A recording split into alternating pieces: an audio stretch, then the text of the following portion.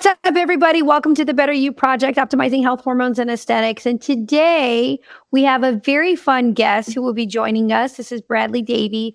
He is someone I've actually done a podcast with already. I was on the InBody podcast.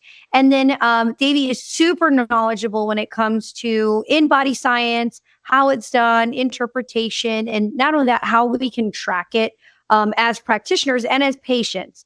And so I decided to bring him on because if you are a patient of our practice, or you've been following us, or you're mentored by me, you know that we are big users of the InBody. And we've actually got 2 in our North location. We've got 1 in our South location.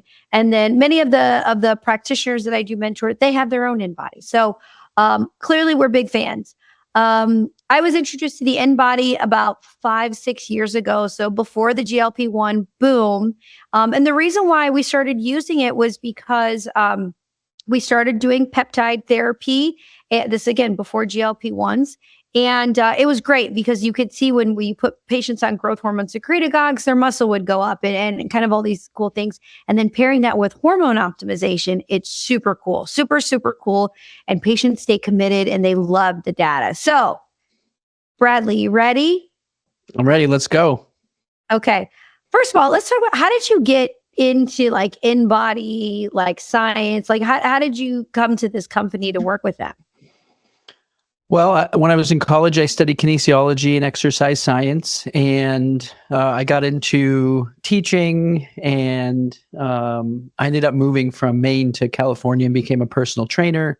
And one of the jobs that I got here, the InBody was in the facility. And one day I was just looking to upgrade my professional experience and joined InBody. That was in 2016. So I've been here for just over 8 years now, helping all kinds of different businesses implement the technology to be able to see changes over time.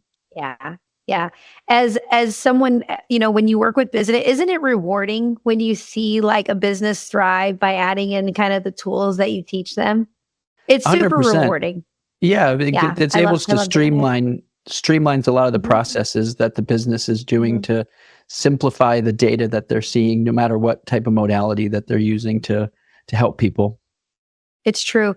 The other thing I think is sometimes fun, like on the business side of things, and we'll get into the clinical stuff, is that, a lot of times in practices that I work with, we're all cash pay, right? Like we don't take insurance. And so sometimes, we call it the art of the consult. Like, how do you have some of these harder conversations with patients, especially surrounded by body composition, nutrition, all the things.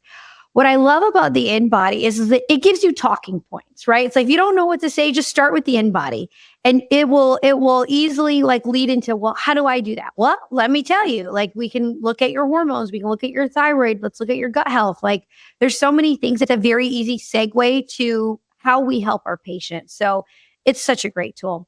All right. Well, let's jump into kind of the list of questions that I got here.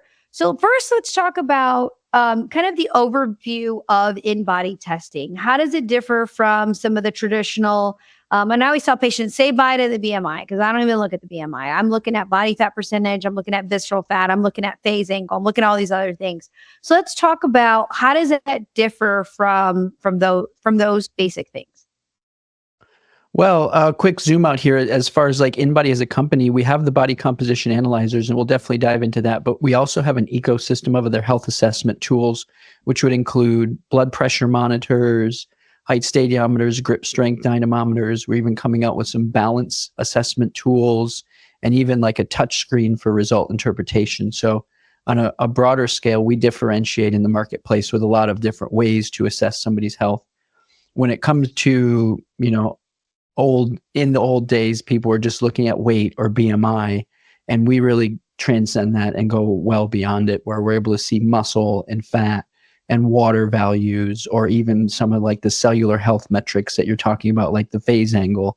So it really makes a big difference in terms of how much detail we're seeing and exactly what's changing over time, rather than just a broad look at somebody's weight, because it's not really a good indicator of change, because muscle and water and fat, they can all change, but somebody could have the same weight. So we want to go beyond all of those.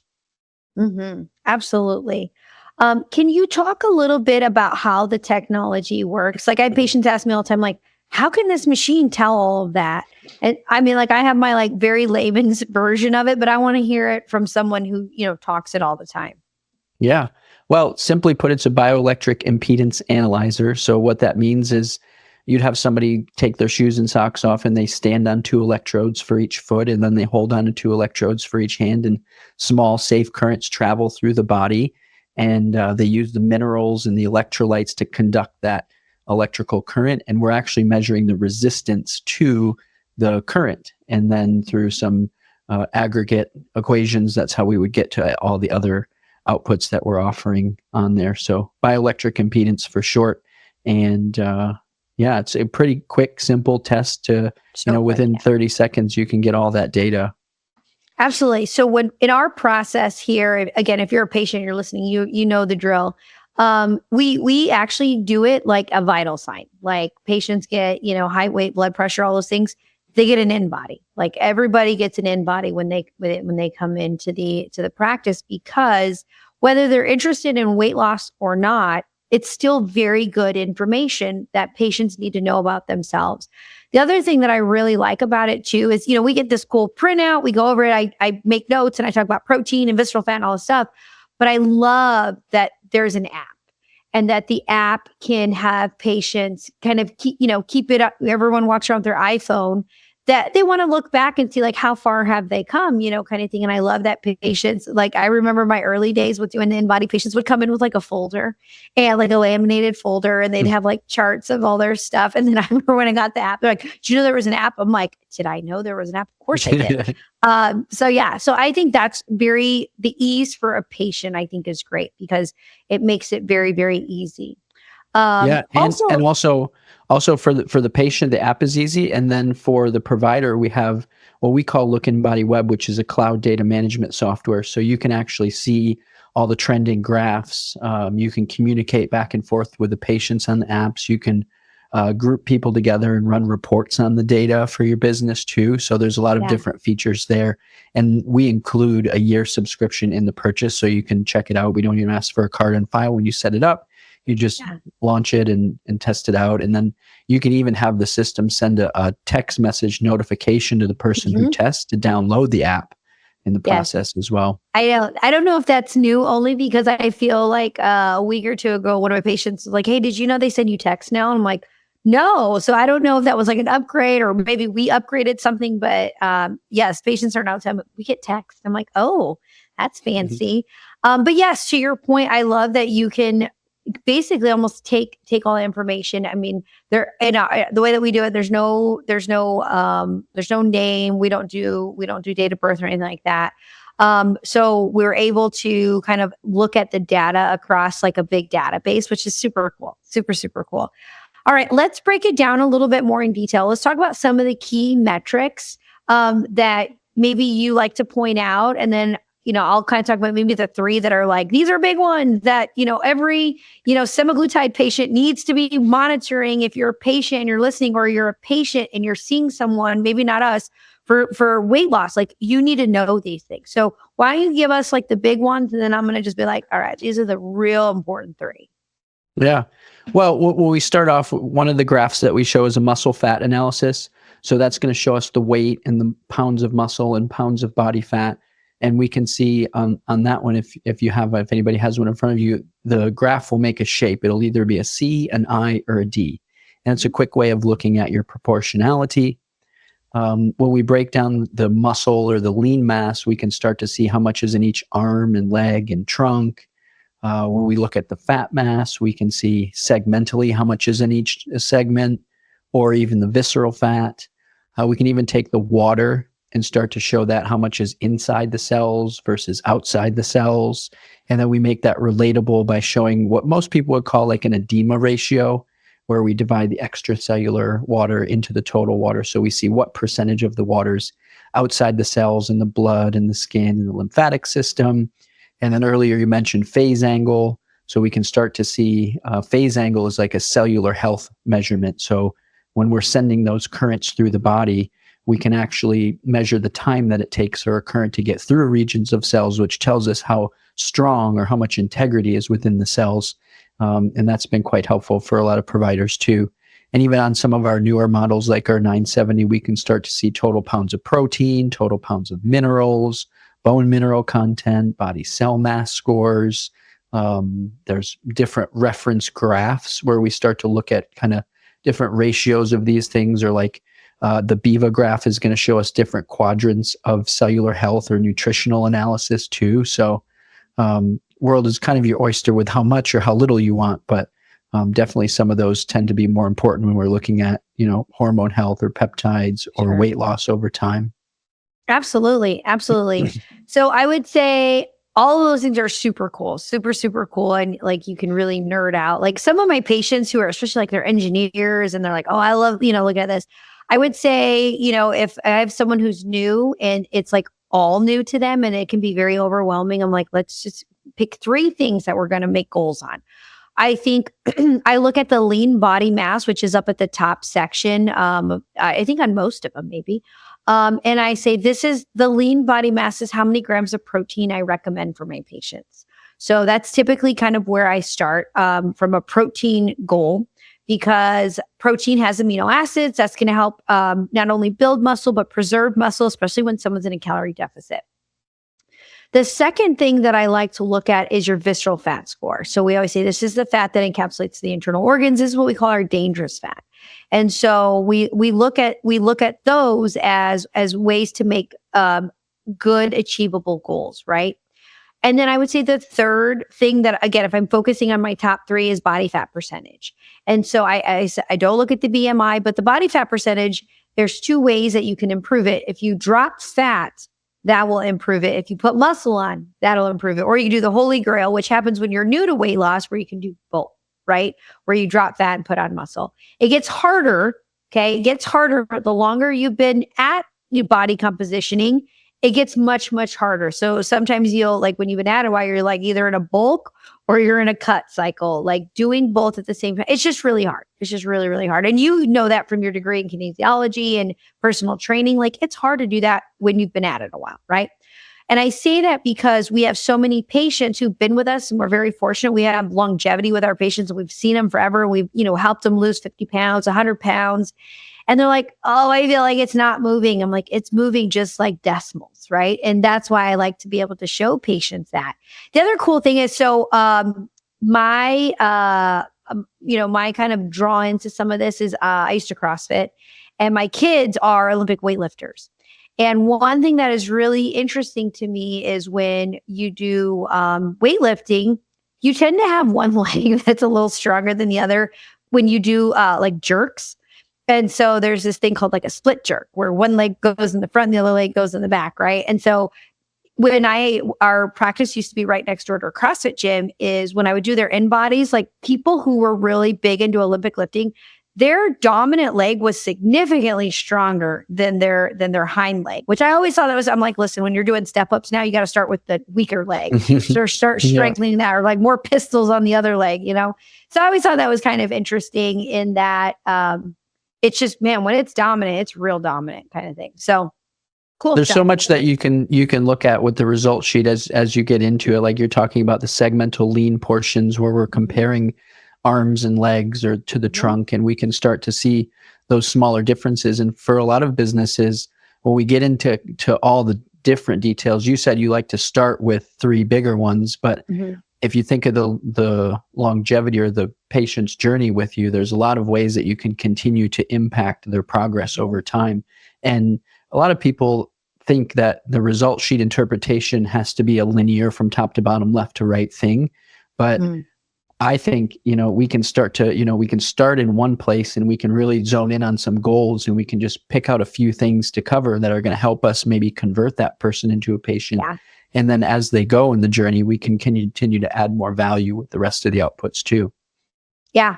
Oh, absolutely. Absolutely. I like looking at the segmental fat analysis, especially people when they're stressed, they carry a lot of weight in their midsection. So I can kind of tell them like, look, you've lost 6 pounds just in your waist, and I feel like it's like, oh my God, I can see it now kind of thing. So it's cool. As far as like kind of the prep, how would you say, only because we have certain things, like we tell our ladies, like, don't be on your period, or if you're on your period, like, we'll get you next week, or kind of thing. What are some of the preps that people or patients need to know as they're getting ready for their InBody test? I think the overall principle here is that we want to control the controllable variables that are impacting there. So the more fasted you are, the better. We would say don't eat for at least 4 hours beforehand, but anything inside your GI tract is going to end up being extra weight that shows up on the scale as body fat. So if you're able to go to the bathroom before you do the test and not eat a lot, then you're going to be closer to your weight without anything else in there. We want to try to avoid high intensity exercise within 24 hours if possible. That's going to move a lot of the water in or out of the cells and heat up the body's temperature, things like that. But in general, if we can try to test at the same time of day with similar like weight of clothing on, and Right. all of those things are going to be good. But similar to how you would show up maybe for any other type of blood work or assessment you would do, you could still test people if they're on their menstrual cycle. I think you would probably want to know that, and you might even be able to learn about somebody in that process too, because females tend to retain more water during that time. So we would see an increase in their lean mass, which would then show a decrease in their percentage of body fat over time, even if nothing really changed there. So at least being aware of that is going to be good for you. Yeah, absolutely. I think the other thing, I'm sure there's probably patients listening and are like, well, hot damn, my appointment was at 2:00 and I had already eaten lunch. If you always come after lunch, like, I think the other important thing is the consistency, right? Like, if you always get your InBody at 2:30 after you've eaten lunch, like, try to just be all that time, versus like, I came in the morning last time and now I'm coming in the last appointment of the day. Then you're going to get a lot of frustration because you're going to see so much fluctuation, right? So just try to be consistent of when, which I know it's not perfect, but we do have Saturday hours. We're open 2 Saturdays a month. So if you want to call it like fasted Saturday morning, come in and get your InBody. I'd rather be sleeping in, but that's just me. All right.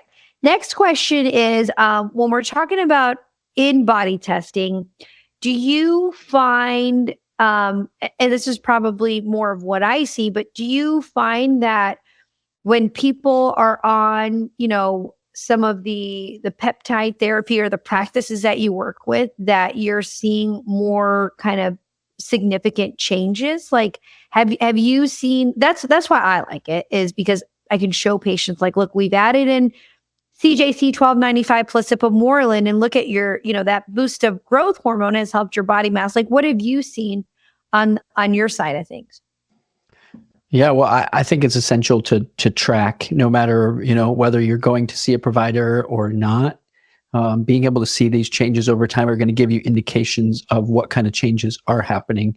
And the great thing about it is we can show, I think the bigger changes initially are going to come in the water, in the intra and extracellular water, interacting with metabolism and a lot of things there, which can put more water back into the cells, sometimes take water out of the cells. So over time, I think just tracking is gonna show change, whether they're big changes or not. Then we're going to be able to identify that. And I think there's a risk in the space today with a lot of people that start taking these medications that don't have any way of measuring. Somebody once told me that they thought it was malpractice if somebody was prescribing something and not showing changes, because if somebody is overdosed, then maybe we start to lose too much lean mass, or, we start to retain too much water, things like that we can identify in the process. Yeah. Yeah, I completely agree. Unfortunately, there's even practices who will initiate peptide therapy and never check blood work, which blows my mind. Completely blows my mind. But that's for another day, another podcast. As far as a clinician, or even if you're a patient and you're listening, how does that impact maybe some of the recommendations we as practitioners can make? There are some great peptides. I'm just going to throw a couple out there.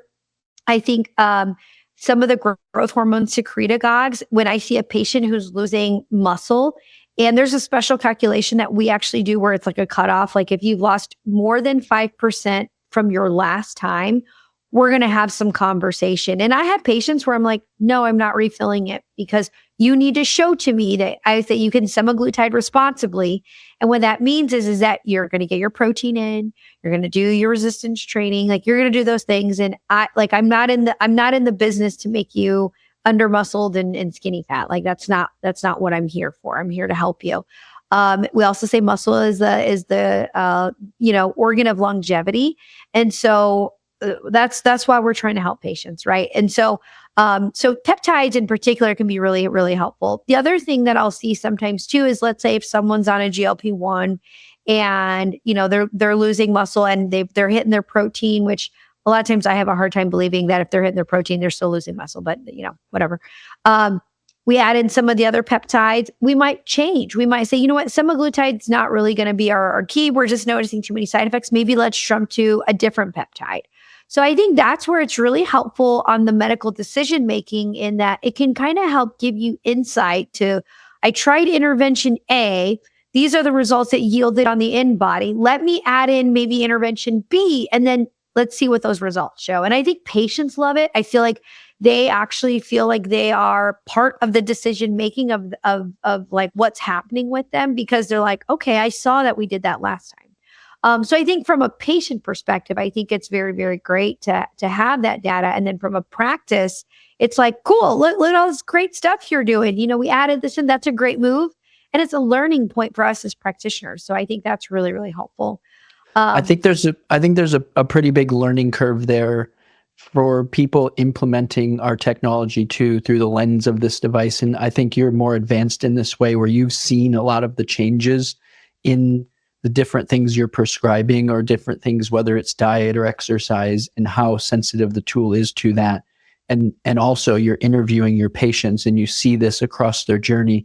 I feel like a lot of people that are starting out, they're just looking at maintaining lean mass and making sure, the patient's on that progress. But I mean, I'm sure you do this in your training and your coaching too, but helping people understand through the lens of all this, what is leading to these changes, or how do I communicate with the patient to be able to understand what might be doing this? Because I think probably one of the bigger risks with all of this is that people don't eat enough food, like you're talking about protein, and they start to lose their lean mass. And, then what do we do related to that?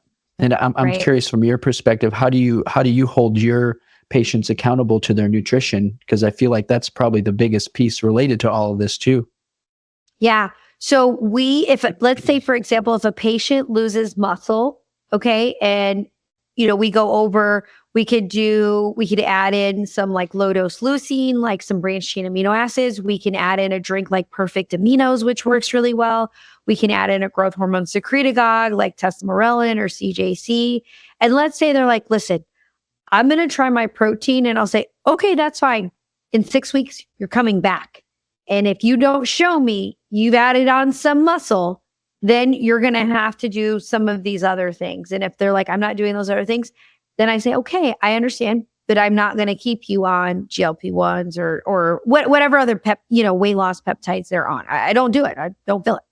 So, maybe it's harsh, maybe it's not. But again, like I am trying to do the right thing for the patient, in the sense that like, I don't want them to lose weight the wrong way, in the sense that, let's say they come off of this, they're going to rebound back. I want them to keep their muscle, right? So rarely do we have those issues. Like honestly, I could probably count on one hand how many times I've actually had to take some off of a GLP-1 for that reason. Because like, a lot of my patients know we're like way messing around. Like, no, she meant it. So we have them come back at minimum. And I'd be curious to know what other practices do. At minimum, if they're losing muscle, they have to come back for an InBody in 6 weeks. Have to. Sometimes I'm like, I need to see your food log. Like, I'm going to look at your food log with you. So that's another thing that will hold them accountable. The other thing is we put together some great resources where our office is right next, like literally down the street from a Costco. I have a protein list that is from like, this is what you're going to find at Costco. And it has like, sometimes too, if we're working on gut health, I might put them on a Whole30 diet. I have a protein Whole30 food list. So we have tons of resources that we give our patients to kind of help them through their journey or whatever it is that they're needing to do. Let's say they're a patient and they're doing great. They're doing everything we tell them to do. at minimum, I like to get an InBody every 3 to 4 months at minimum. So some people might think that's overkill. I don't. We typically see our patients every 3 to 4 months. Some patients every 6 months if they're on kind of autopilot, but no longer than 6 months at minimum.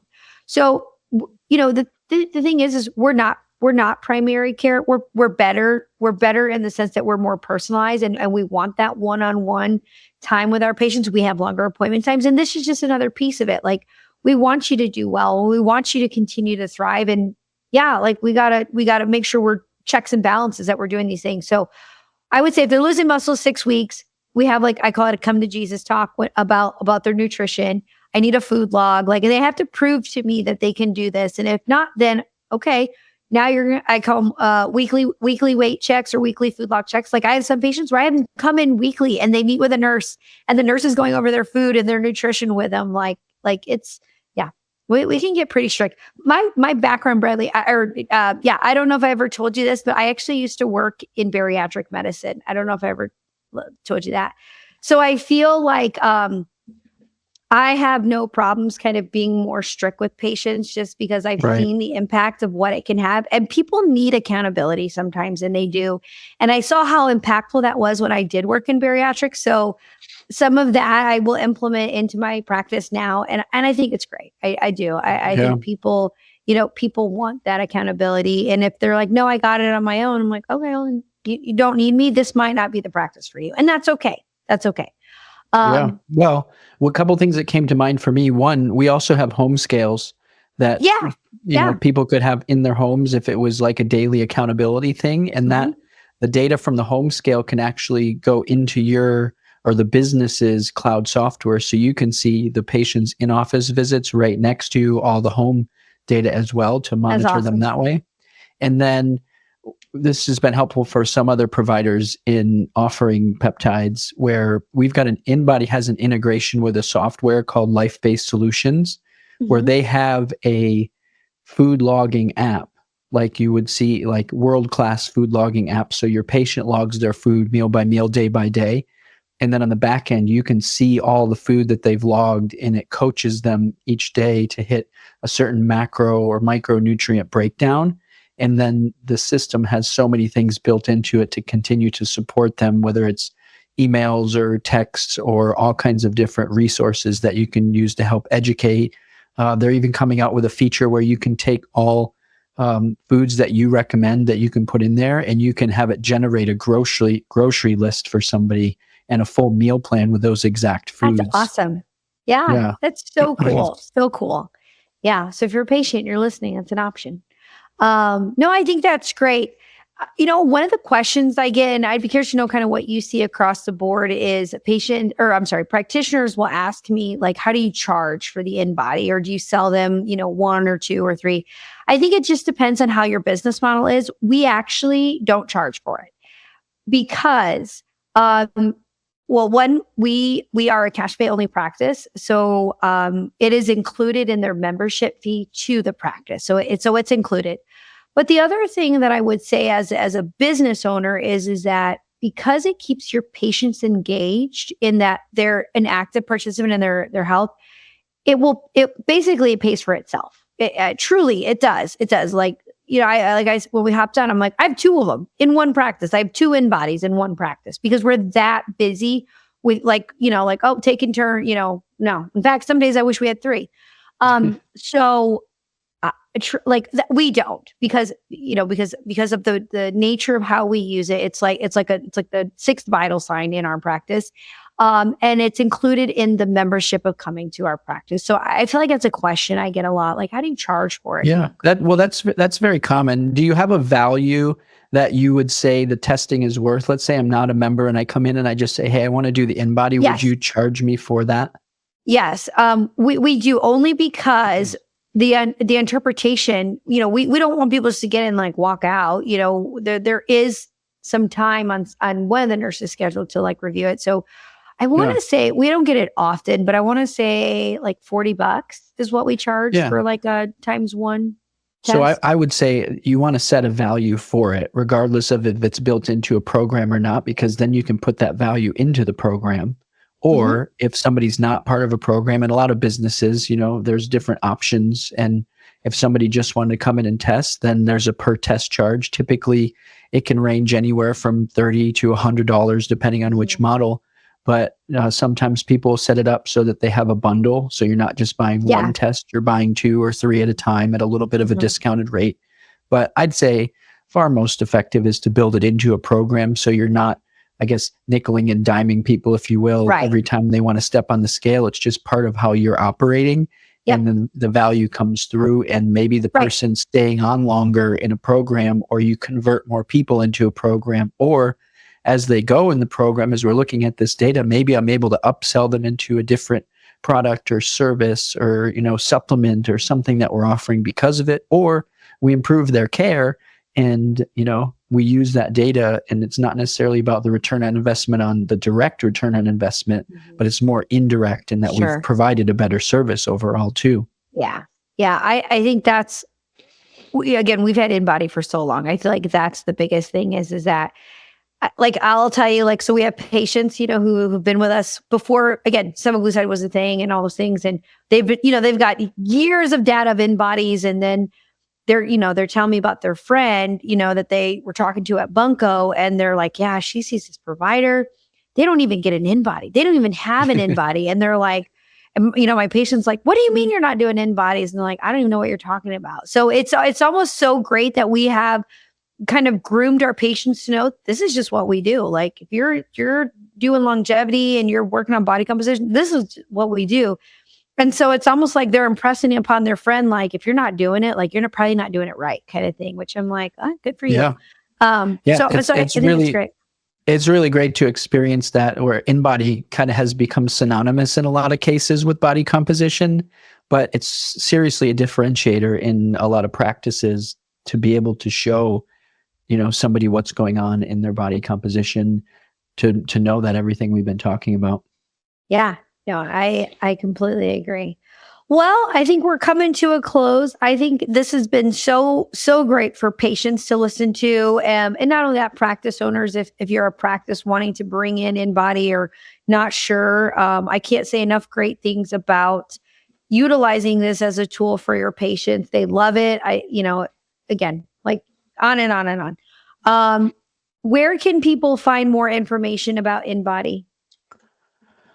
Well, InBody.com would be a great place to go. And we'll send you over a URL so you can link that in your show notes, and we'll get you set up with a specific landing page there.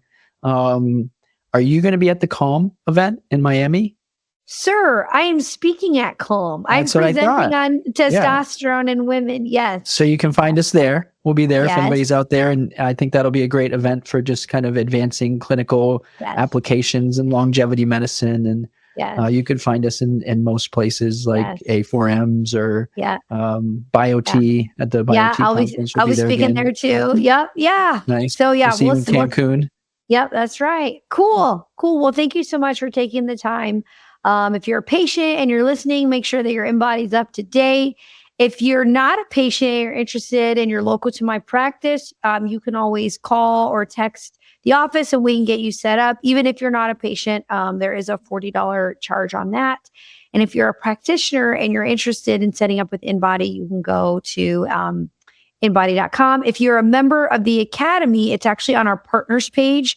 So if you go to ydhacademy.com, click on partners up at the top, and there is a special link for that. And if you're a patient anywhere else in the US, we have a map on our website too, where you could find a provider that has an InBody there too, like a nearest testing location map. Yes. We've used that a lot because we have a lot of out-of-state patients who need their body composition testing. So it's good. Yep. All right. Well, thank you so much, Bradley. Pleasure is mine. Thank you.